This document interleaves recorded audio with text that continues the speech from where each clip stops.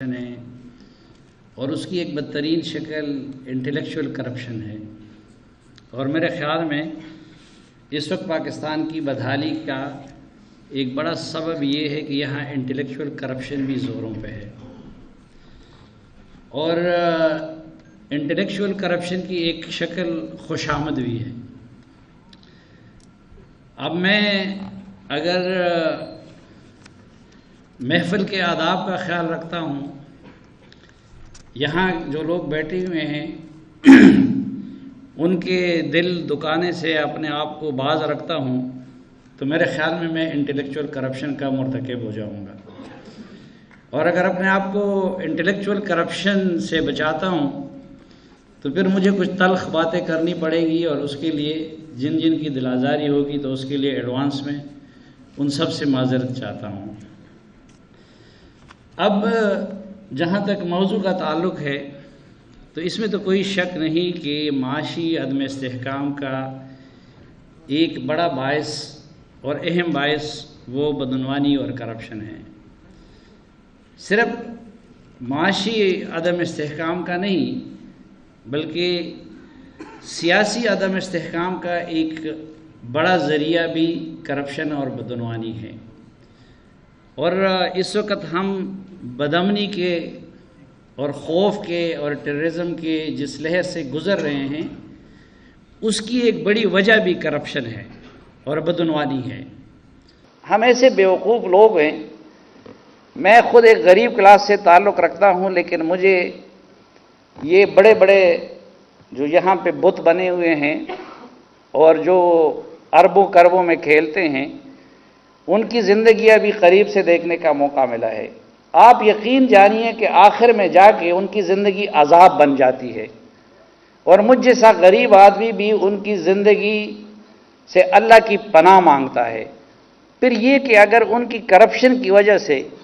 یہ ملک جہنم بن گیا ہے یا جہنم بنتا جا رہا ہے تو خود ان کی اولاد بھی اب تو یہاں پہ نہیں رہ سکتی نا، یا ان کو باہر نکالنا پڑتا ہے ان کو اپنی اولاد کو،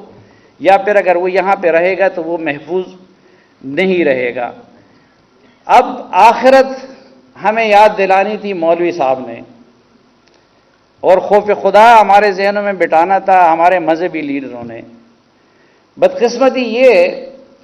کہ وہ خود سیاست میں لگ گئے ہیں،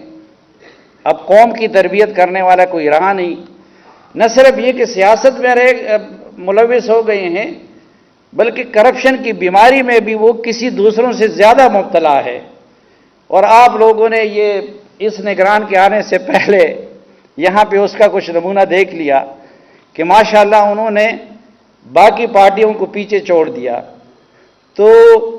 مسئلہ یہ ہے کہ جن لوگوں نے ہمیں آخرت کی یاد دلانی تھی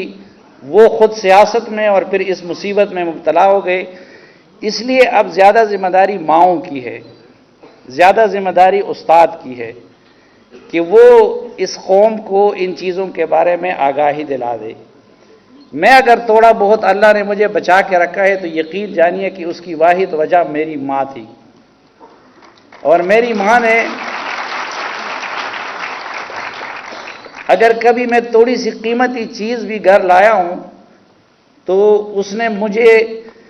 اس پہ میرا محاسبہ کیا ہے کہ کہیں تم نے کرپشن تو نہیں کی ہے، اور وہی ماں کی تربیت جو تھی وہ مجھے اس لعنت سے بچا کے رکھنے کا وسیلہ بنی۔ تو اس لیے اب ایک تو میں ان سے درخواست کروں گا، دوسرا میں نیب سے یہ گزارش کروں گا کہ نیب ابھی تک صرف جو ہمارے ادارے بنتے رہیں وہ پنشمنٹ کے لیے بنتے رہے، اس لیے نیب کو زیادہ تر توجہ اب پریونشن پہ دینی چاہیے۔